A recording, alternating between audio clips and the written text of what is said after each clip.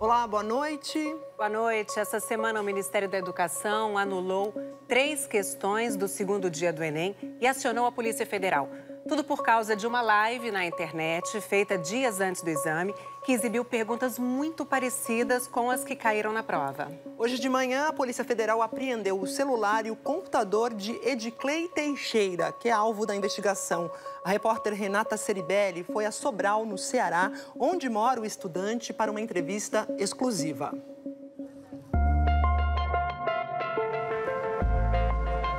Domingo, 16 de novembro.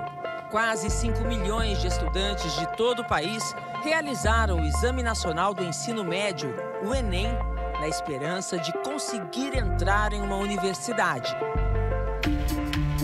Mas assim que as provas se encerraram, acusações de fraude começaram a viralizar na internet. As denúncias são de que o estudante de medicina Ediclei Teixeira, que dá cursos preparatórios para o Enem pela internet, adiantou em uma live para os seus alunos, na mesma semana do segundo domingo de provas, questões extremamente parecidas com aquelas que entraram no exame oficial.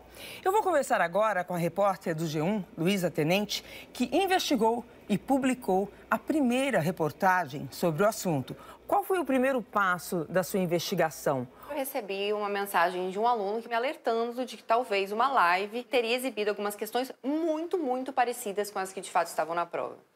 E aí eu fui atrás da tal live. A jornalista nos cedeu trechos da live, que está com acesso fechado ao público, desde que o caso veio à tona. O Enem admite apenas 3 questões com muita similaridade. Você encontrou quantas? Só na live eu encontrei 5. Consegui comparar exatamente com o caderno de questões original, que a gente já tinha, e eu vi que eram os mesmos números, a mesma situação problema, muitas vezes as alternativas eram basicamente idênticas. 3 questões foram anuladas. São elas aqui da fotossíntese, a do grito e a do parcelamento de R$60 mil. Esta é a correção exibida no G1 de uma das questões anuladas. O nível de intensidade sonora em decibel. Ele deu a expressão 10 log de I sobre 0. Esta é a live promovida por Ediclei e sua equipe de monitoria no dia 11 de novembro. Ele fala que a intensidade sonora é calculada pela seguinte expressão: N igual a 10 vezes log de I sobre 0. E aí, quando você pensa que um aluno se dedicou o ano inteiro a estudar, ouvindo isso, fala, poxa, estou sendo injustiçado. O INEP é o órgão responsável pela elaboração das provas do Enem. Na terça-feira, horas depois da reportagem publicada no G1, o Ministério da Educação decidiu anular as 3 questões do exame e acionou a Polícia Federal. Para entender toda essa polêmica, o Fantástico veio até Sobral, interior do Ceará, conversar com Ediclei Teixeira.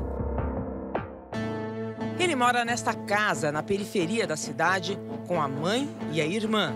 Ediclei está no 4º ano de medicina e, desde 2022, oferece cursos de preparação online para o exame do Enem. As perguntas que você passou para os seus alunos na live na semana do Enem entraram de forma muito parecida no exame oficial.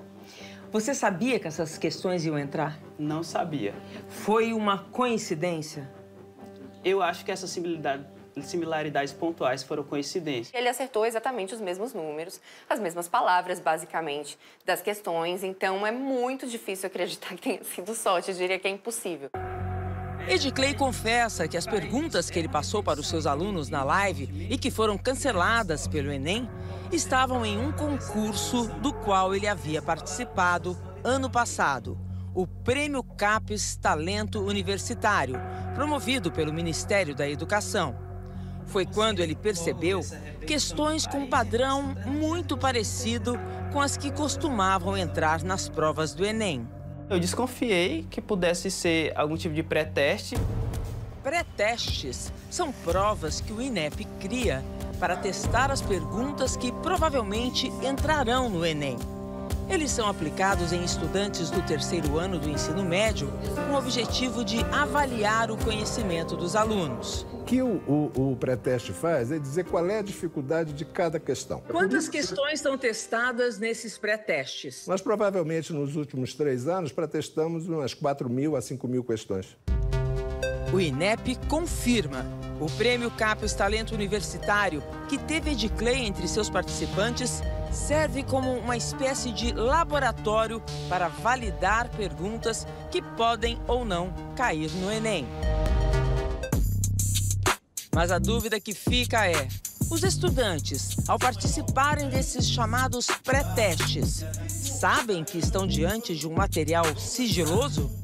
Isso não é algo afirmado explicitamente. Não é uma vulnerabilidade desses Claro que não. Claro que não.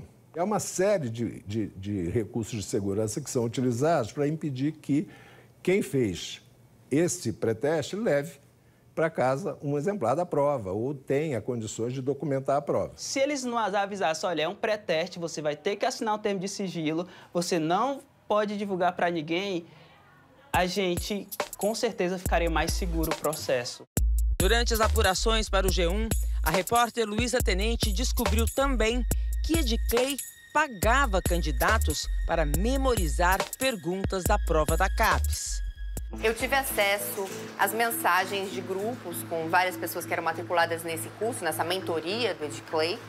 E o que ele diz nessas mensagens é: por favor, vão lá fazer essa prova da CAPES, é ótimo, até porque esse prêmio dá R$5.000 para os vencedores, para as 1000 maiores notas. Vocês já me mandam um áudio com todos os detalhes das questões que vocês se lembrarem. E aí, quanto mais detalhes, maior pode ser o preço da questão. Eu começo em R$10, mas se você lembrar de muito, eu posso até avaliar, dar um valor um pouco maior. E desde quando você vem fazendo isso, de pedir para as pessoas e pagar por perguntas que elas memorizam e passam para você? Eu pedi este ano. Só esse ano? Só este ano. E você vê alguma má-fé nisso? Não vejo má-fé, porque não existia nenhum termo de compromisso, não existia nenhum termo de sigilo, não existia nem no edital, nem no processo de inscrição. Os candidatos não podem ser penalizados por algo que eles foram sequer informados. Para quem não sabe, o Enem é pré-testado antes de ser aplicado para as pessoas. Eu mesmo já fiz o pré-teste do Enem. O Ediclei afirmou para mim que ele não imaginava que ele estava fazendo um pré-teste. Ele imaginava porque os panfletos dele de propaganda do curso deixam isso muito explícito. É um marketing que atrai, sem dúvida, muitos candidatos. Ele pagou pela memória de várias pessoas, né? Ele pagou pela memória de várias pessoas. É uma forma de publicidade que hoje eu considero infeliz, porque era simplesmente para chamar a atenção para o meu curso. Para o presidente do INEP, toda essa situação não prejudicou os candidatos que prestaram o Enem 2025. Não há a menor chance de que um item memorizado por um estudante que fez uma prova afete, de alguma maneira, a segurança do Enem. Não há risco algum técnico nesse episódio. Significa não existir risco técnico algum? De que não há a menor possibilidade de algum estudante ter uma nota melhor porque passou os olhos nessa questão. Mas houve um pedido de investigação. Sim, investigação sim, porque há, aparentemente, neste caso, um esforço concertado para prejudicar o Enem. Precisamos saber o que está acontecendo. Agentes da Polícia Federal estiveram na casa de Ediclei Teixeira na manhã de hoje para uma operação de busca e apreensão. A polícia apreendeu aparelhos eletrônicos como computador e celular, além de documentos que possam auxiliar nas investigações. Para especialistas em educação, um dos problemas está no chamado Banco Nacional de Itens, onde o INEP guarda as 7 chaves, questões que podem cair em exames como o Enem. Esse banco já há muitos anos é criticado porque ele não é extenso como ele deveria ser. Maria Helena Castro, ex-presidente do INEP, que implementou o Enem no Brasil, concorda. Seria muito mais simples se o Enem tivesse um grande banco de itens. Por quê? Tivesse tido um investimento elevado para construir um banco de itens bem robusto, com 100 mil itens, 110 mil itens calibrados, você não precisaria fazer todo ano, não precisaria fazer esse pré-teste todo ano. Se esse estoque fosse maior, haveria uma chance muito pequena de alguém fazer o pré-teste e logo em seguida essa questão está no Enem. Qualquer inovação no Enem tem que ser introduzida com muita cautela, porque ele impacta a vida de muita gente. O que o INEP vem buscando fazer e vai continuar fazendo é atualizando as suas práticas às técnicas mais atuais. O ministro da Educação, Camilo Santana, garantiu: o Enem deste ano não será anulado. Há uma preocupação muito grande para garantir a lisura do processo. Então, quero tranquilizar a todos que fizeram o exame, que o Enem continua, os 2 gabaritos já foram divulgados e o resultado final sairá em janeiro de 2026. O Enem é um patrimônio do Brasil.